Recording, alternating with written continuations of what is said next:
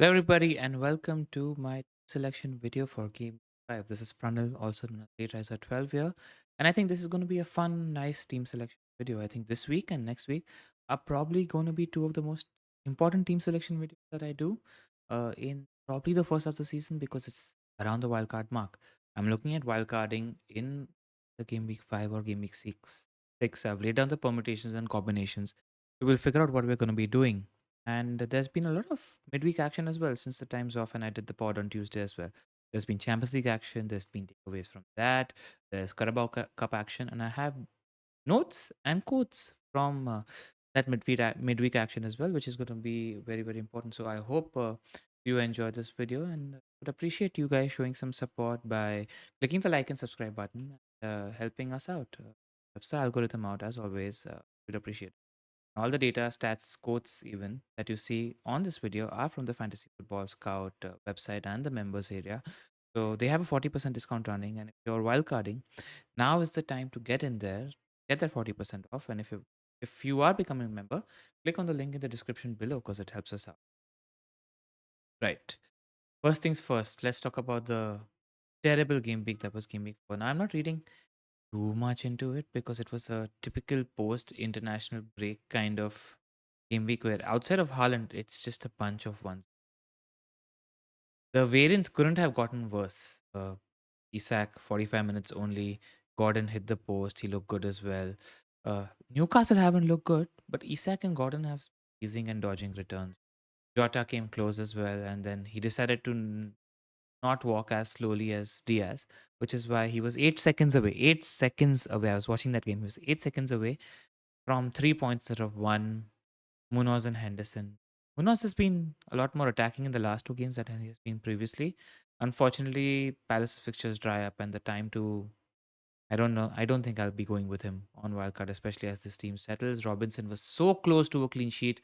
They switched off in the 95th minute and conceded a goal, which led to a clean sheet wipeout as Rogers did Rogers, kept easing even start. So yeah, things are not looking good in the LR household at the moment. So do we wildcard? Do we not? What are the permutations and combinations? I'm going to talk you guys through it in terms of what my thoughts are and what's the benefit of using the wildcard this week if I use it, and what's the benefit of waiting for it. First things first, let's have knowledge about what happened in the midweek. Now, this is really important. Where in the Champions League game, Salah looked sharp. He hit the post twice. Jota scuffed a couple of chances and fairly poor, and Gakpo was essentially man of the match. Now, I worry because there's a theory in my head where that Gakpo could just easily start as center forward instead of Jota. Because Slot doesn't seem to prefer Darwin as things stand. And Gakpo and Diaz could play on the left, and Jota could get subbed. But we do have substantial proof that Klopp actually prefers Jota and Diaz on the left. Sorry, Klopp actually prefers Gakpo and Diaz on the left, and Jota's competition in the center is with Darwin. And there are some pretty important and noteworthy quotes. Now, this is from early season, pre-season almost, where Gakpo spoke to LFC TV and he said, "I spoke to Slot, and obviously he sees me as a left winger. This is how I think he sees me. We have a lot of players in the front line, and the season is long, and there can be some injuries in every position. So he said, you're playing there, but maybe I need you in another position. You can play there as well. Just be ready. For me, I'm here and I try to play the best football I can and help the club as much as I can with my coach." This is here Gakpo telling us that Slots pretty much told him that he sees him as a left winger. This is preseason. This is not recent. Slot also did an interview with Viaplay early on in the season, and he said this is him talking about Gakpo. He said, "I think he's played in a lot of different positions over the past few years. I think that's partly because Jurgen's teams and Pepin's teams had a lot of positional changes. So as a left winger, you could also play as a left midfielder or even a striker.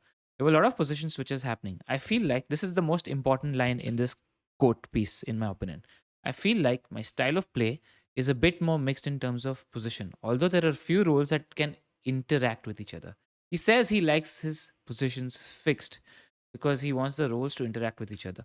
Generally, you see wingers hanging out more on the sideline, so it's not surprising in the previous setup that if you could play in various positions, you could also start as a left midfielder and often drift out wide on the left, and vice versa.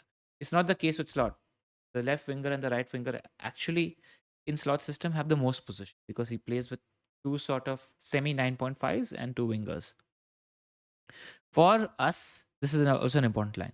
Slot says, for us, it's a bit more about fixed positions, and I think Cody's best position is as a left winger.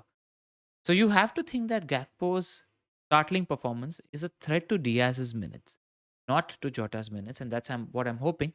But I wouldn't be surprised, and I don't see a world in which maybe he plays Gakpo central. But I think in the level of scenarios that are probable and possible, you think that Gakpo's position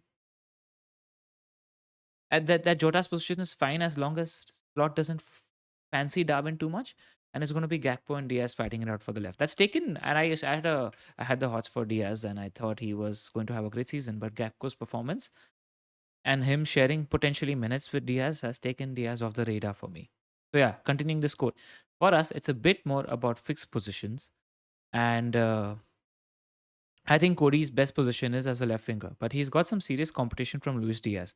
So if both of them are doing great as a coach, you might feel tempted to choose one of them. I want to try out a couple of different positions, but I really think both of them are best as left. There's proof in the pudding. So, we probably don't need to worry too much. I also tweeted out to Lazy FPL telling them to bail us out with team leaks and information. So I'm hoping that we get, because I think Liverpool play on the Saturday. I think it's a 3 p.m. kickoff. So I hope we get information about that game. All right, what else happened in the midweek? We already spoke about Salah, Jota, and Gakpo. Isak yesterday was not pictured in training.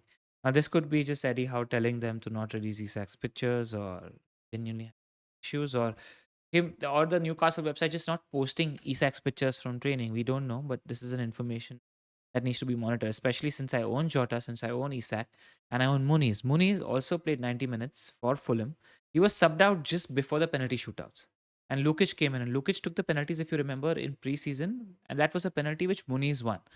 So I don't think Muniz is on pens, and his starting position looks in doubt, and I don't think he's going to start. So I think I'm selling him this week, irrespective, no matter what. Pedro was not in the cup squad, but there was as you can see, FPL Instinctive quoted us, tweeted out a quote from Hersler where he said that, yeah, so he made a trading session today, said Hersler, and we don't want to take any risk for today, but let's see how the next few days will. Now, I don't know how Hersler is essentially Eddie Howe in terms of, he lost his trust last week where Pedro was not even in the squad and he didn't even mention Pedro's injury in the press conference. So, I don't know how much to trust him. Muniz played 90. Rashford's streak commences. United beat 7-0. Finally beat Barnsley 7-0. But the more important thing is, yes, he scored a goal against Southampton, Rashford, and he scored 2 goals. And he had an assist against Barnsley. But Rashford, like Jota, I think two of them are the streakiest players ever. Once they start scoring, like Rashford is best when he doesn't think too much. Just like Sterling, when he doesn't overcomplicate things. So he's one on my watch list for the wild card because he's streaky. And when he starts scoring, I think he continues for a while as well. So he's a confidence player, and I think I'm interested in him on the wild card. Garnacho had 4 returns as well, but Ahmad had a good game in midweek as well. So will there be shared minutes amongst the three of them? Maybe. I just feel like Rashford, because of pedigree, because of previous, because of Slot mentioned he's a club legend who's on the top of the goal scoring list for United. Slot mentioned that he's on the top of the goal scoring list for United. I think his minutes are fairly secure if I'm fine. Okay, Watkins, everybody saw that picture of Watkins with the ice pack. He played 60 minutes in the Champions League for Aston Villa. But Emery has told us nothing to worry about. He's working well. He played 60 minutes. He played well, and I decided to change him like another player. No, he doesn't have an injury. He's okay. Emery says Ollie Watkins is okay, so we don't need to worry about that. And there's something about DCL as well. DCL was ill. So I think Daesh mentioned that 3 players were ill and he's hoping to get them back for the game. So this is news that you need to monitor today, tomorrow in the press conferences. Shada was out of position and Carvalho was great as well. Now this was the interesting quote from Frank where he's speaking about Thomas Frank is speaking about Fabio Carvalho, and he says he played like the 10, you know him, and Kevin Shada, the 2 front players, but yeah, definitely Carvalho can play as one of the 2 strikers and he can play to the side as well. So Brentford essentially use 2 strikers when they play against middling to top opposition, and they play three up front when they play against weaker opposition. I think Boomer's position on the right is pretty much nailed. And I think Carvalho, Shada, and Lewis Potter. Lewis Potter is primarily going to be playing left. Shada and Carvalho can play left or central. I think two of them are going to be fighting out for three spots in majority of the games for Brentford, which are against middling to bottom opposition. Just points to note because we're monitoring these guys as potential picks on a wildcard this week or next. All right, now just talking you guys through my wildcard decision making and whether I want to do it this week or next. The biggest problem, the single most biggest problem with wildcarding this week is that Arsenal play Man City away. Who are the teams that you're going to target on the wildcard? Arsenal, because they have Leicester at home, Southampton at home, and Bournemouth away immediately 6, 7, 8. Just news came out yesterday that Arteta also mentioned that Odegaard is likely going to be out for a while. We're looking at a month and a half. I think a couple of leaks mentioned that November is the likely date for Odegaard. So Odegaard is going to be missing sort of this run. Does that make me lean more towards double Arsenal defense over double Arsenal attack? But then double Arsenal defense has Liverpool, Newcastle, and Chelsea in 9, 10, 11, which aren't clean sheet fixtures. So something to monitor. We can't extrapolate information in terms of what the setup is going to be against City. That's not going to be the setup that they use in these games because they're going to be very different games. I make a point always to monitor that. You can't extrapolate information against Spurs and City. It's worth noting that Sky played as one or two strikers. I think they played it in the Champions League game previously as well. He's playing as one of two strikers. You need to just monitor that. And I still think if you're thinking about the games against Leicester, Southampton, Bournemouth, there are going to be games in which, despite Odegaard not being there, Arsenal are going to dominate position, are going to be playing in Leicester and Southampton's final third for most of the game. And that will mean whether Kai plays as an 8 or as a striker, he will just be in and around the chances. And I don't know if I want to double Arsenal defense. But if I'm going with Raya and I just want a Liverpool Arsenal defender, if need be, I can always switch out an Arsenal defender to somebody else. But that's it. Maybe he doesn't keep a clean sheet against Liverpool, but easily could keep a clean sheet against one of Newcastle or Chelsea. To be monitored. And City as well. City are a team that we are definitely targeting on the wild card. They after this week against Arsenal, which the fixture looks much better without Odegaard now for City. They've got Newcastle away, which is a good game. Newcastle afford space. Fulham, Wolves, Southampton, Bournemouth, Brighton.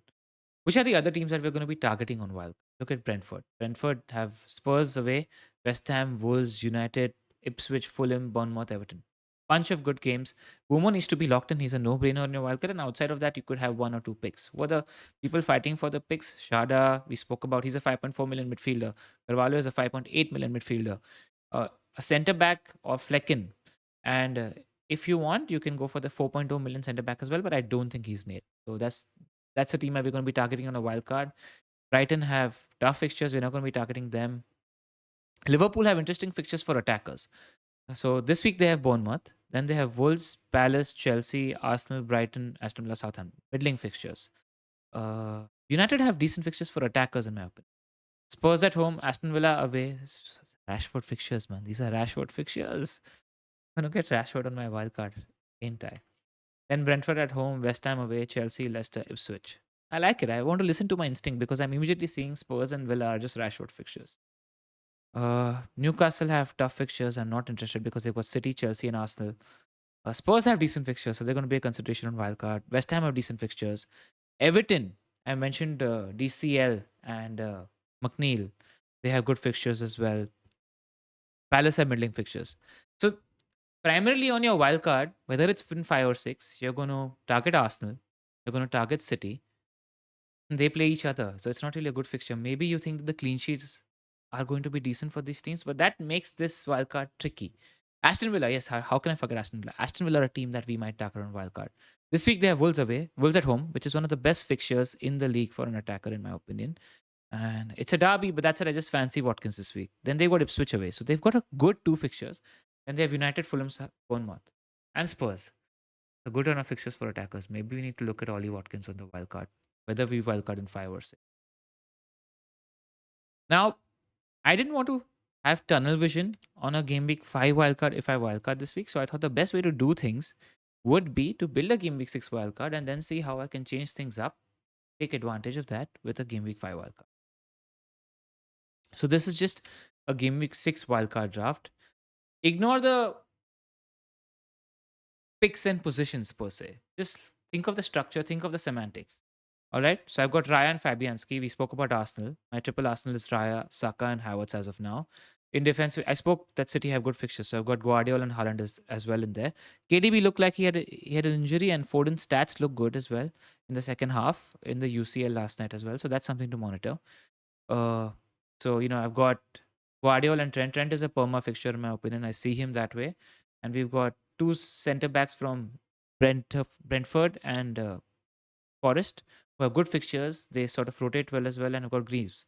So nailed on players, deeper squad, and I've got uh, Boomo who's nailed on. I've got Bowen who has tough fixture, who has good fixtures. So Bowen could be Diaz, could be Eze, could be Rashford. Lots of options in this price bracket. Uh, or could be a cheaper mid as well. Semenyo could be McNeil, could be Shada, could be Carvalho. So again, lots of options in this price bracket as well. Uh, and then up front, I've got Havertz, Haaland, and DCL. DCL could be any cheap striker. And we're also interested in Spurs picks. Maybe Dom, but I don't know if they have a pick outside of Son in midfield because of the rotation. Just look at this as a structure. Now, to take advantage of that, the team doesn't look great for game weeks 5 if you're building a game week 6 wildcard because City and Arsenal, who have 5 players from play each other, Milinkovic has Brighton away. The Brentford defender has Spurs away. The only attackers that I like this week are Boomer, who's got Spurs away. Outside of that, Bowen's got Chelsea. It's tricky.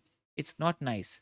And that's the nature of fixtures in Game Week 5, which tells me that there's no genuine advantage to gain in Game Week 5 except for two fixtures. Except for two fixtures. One is Aston Villa, who play Wolves at home, and they've bookending it by a decent run in Game Week 6 against Ipswich away. And they've got United, Fulham, Bournemouth. And then there is Liverpool, who've got Bournemouth this week, got a great fixture against Wolves in Game Week 6. Maybe I'll just get Salah next week if Odegaard is out. Who Arsenal defense and compromise sort of second Arsenal attacker because it seems like Liverpool attack could be better than Arsenal attack if Odegaard doesn't play. Just something to contemplate next week if I'm wildcarding this week and not. So to take an advantage of this, I think the structure around should remain the same so that you're not focused too much on a tunnel vision game week 5. But I essentially did Bowen and Haaland to Watkins and Salah. This gives you the two prime fixtures for Watkins. We saw that Watkins was a good pick on wildcard 5 or 6 for about 4-5 games. Salah is always a good pick, irrespective of anything. So this is the structure, which allows you to take advantage of this week. That said, you're going without Haaland, and is Arsenal even a tough fixture for somebody like Haaland at the moment? Arsenal are the toughest and best defense in Europe.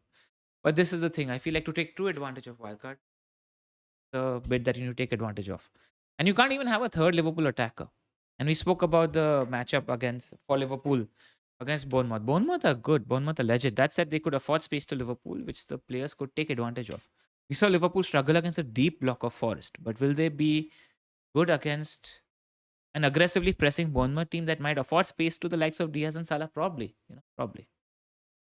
So as things stand, I am looking to not wildcard this week. I would prefer to wildcard next week because I also like to take like this week there are two sets of decisions in my head, right? And this is nice because I just want to genuinely tell you guys how I'm thinking.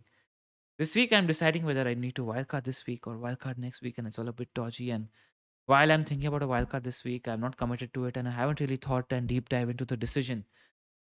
Next week it's clear slate. I'm 100% wildcarding next week. I'm just thinking about building and focusing on my wildcard, and I like to think for 5 or 6 days properly because you need to think through positions and permutations and combinations for a wildcard. I don't like wildcard in which I haven't pampered it and given it enough thought and time. You know what I'm saying? Like I want to give my wildcard 6 more times. So that's the thing. But we have problems this week. This is my current team. I've got Henderson and Munoz who play against United. Ugh. I don't know if we get a clean sheet. We've generally struggled against Palace away, so we could. And I hope we don't luck out with a clean sheet for Henderson and Munoz, but Munoz could easily get a goal. Trent is Trent from a fixture. Robinson has Newcastle, okay fixture. Jota, who could not start, but I'm hoping we get leaks. Salah, Gordon, and Isak. Eddie Howe, please make good team selections. Why are you not starting Trippier? Why are you not starting Tonali? Why are you not starting Barnes? If you start these guys ahead of Livrabento, ahead of Longstaff, and ahead of Murphy, your team is much better. And I would feel much better about Isak and Gordon as picks. Rogers is fine against Wolves at home. Haaland is fine. Captain's Mo Salah. So, what are my potential moves? And I've thought of, I think you need to also plan, if you're not wildcarding this week, multiple options. If Isak is fit and Jota starts, I just need to do Muniz to a striker. We discussed it on the pod. Your options are DCL, Wadi, Pedro if he's fit, or you could even go up to a Solanke. My favorite pick is DCL if he's fit. Otherwise, I'll probably go Wadi, or it's dependent on team news that comes today and tomorrow. If just Isak and Muniz, if both Isak and Muniz are injured, then I can do Isak to Watkins and I'll do Muniz downgrade to a DCL or something. I can afford that as things stands. And I like Watkins. He's my prime sort of target this week if I can afford it. If all three are injured, I will give Jota 30 minutes, I think, and I will do the striker moves. And if Isak is fit and Jota doesn't start, then I can do Jota down to a 5 million midfielder, maybe Adama, maybe Ahmad, I don't know, and upgrade Muniz to Watkins. If that feels like getting an Adama or an Ahmad for 5 million is too much of a stretch, I can just get Muniz to a PCL or whatever and do like Jota to Diaz or Gakpo. Okay, Diaz or Gakpo is difficult. So maybe like a Brighton mid or Rashford or anything of that sort. So these are the sort of permutations and combinations that I'm playing with, and you need to plan for multiple scenarios. But as things stand, given this, I don't think I want a wild card because I just don't feel like outside of Watkins, there's much to gain this week out of a wild card. Genuinely. So I'm happy to see off this week. Hope that Eddie Howe plays his good team and get through. Hope that Robinson. I don't mind Robinson and Gordon Isak playing each other because I feel like at least one of them should get returns. And if it's a shit week, you just take it on the chin because you're picking your wild card for 15 weeks. You need to give it thought. You need to give it time. You need to give it consideration, which I don't want to do an unthought out wildcard this week. I'll take 10, 15 points as a hit. I back myself to make that up with a well thought out wildcard here. But maybe, am I overthinking? Maybe should I just wildcard this week? If you think so, let me know in your comments below. And I hope you enjoyed this video. I try to make it I try to cover as much as possible on this. I try to make it cover all the points that we didn't cover on the podcast. Process team selection videos, off team selection videos also going to be in there. They're also doing a Q&A session today, I think pretty much right now, which is around 7 o'clock Indian Standard Time, 2:30 UK time, with our patrons and YouTube members. So you want to get more access to us, we do a Q&A for them. For our patrons and Discord members, we do Zov does a video for them every Monday, which is like the game week review and our access. It's all a bit of great access to us, and you're supporting us, and so we'd appreciate it. Just wanted to take you guys through the game week 5 image. That's the point that I'm trying to make. It's a dodgy week. Liverpool, I have two attackers, have the highest goal scoring odds, and Villa and Spurs. These are the three teams that have high goal scoring odds. Maybe I need to look at Solanke because I think maybe the Brentford result last week is sort of influencing too much. They were really good against City. Solanke, Liverpool. I could get Solanke and then downgrade Jota if he doesn't start. That's something to be thought about. So yeah, these three teams are the only three teams with scoring odds, expected goals above 2, and only 4 teams: Liverpool, Spurs, Brighton, and Aston Villa have clean sheet odds over 30%.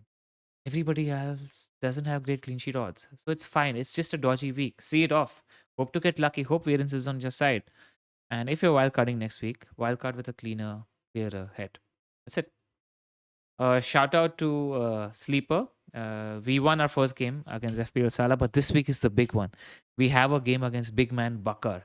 If you haven't used Sleeper, I would recommend you download the app through this QR code and get drafting with your friends, or set up a draft for the second international break because it's great fun. And we have a head-to-head matchup against Bakar, and I feel like this is the best time to play Bakar. Just pick 1 and pick 2 over Haaland and Gabriel. Gabriel's on his bench even. So, if you're playing a Haaland team, you'd rather play them when they're playing the best defense in Europe. I'm hoping we get through. I hope you enjoyed this video, and good luck this week, guys. And let me know your thoughts in the comments below. I'd appreciate it. Hit like, subscribe. Take care. See you.